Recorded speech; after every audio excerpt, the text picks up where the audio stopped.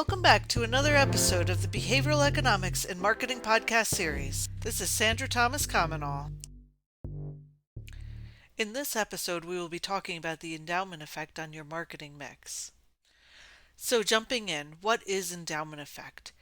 Coined by Richard Thaler, the endowment effect is the feeling of owning something, where the idea of possession increases its worth regardless of its objective market value, meaning that people will demand much more to give up an object than they would be willing to pay to acquire it. For example, an individual may have obtained a case of wine that was relatively modest in terms of price.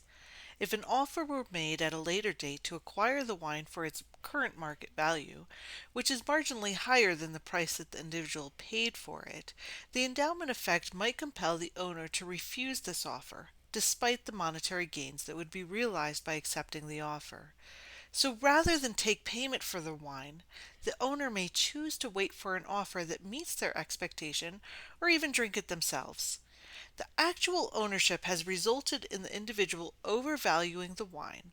Similar reactions driven by the endowment effect can influence the owners of collectible items or even companies who perceive their possession to be more important than any market valuation. So let's apply this to marketing. And while there are several applications of the endowment effect in marketing, this episode will focus solely on applying the endowment effect to your marketing mix. The endowment effect is all about loss aversion. When considering your marketing mix, is there an expensive tactic that you do every year but can't necessarily attribute any leads to? And yet, year after year, you attend that trade show, you print that brochure, you send out the direct mail piece, or hold that press junket. What would happen if you stop? If you can't answer that question, you might be experiencing endowment effect in your marketing mix. For example, I once worked with a tour company who was spending roughly half their marketing budget on PR alone. Specifically, they were sending journalists to far-off destinations to experience their product. The result? A few of the journalists wrote about the company, which sounds great, but after a while it was obvious that it wasn't producing the results. They couldn't attribute any leads or sales to this part of the marketing mix.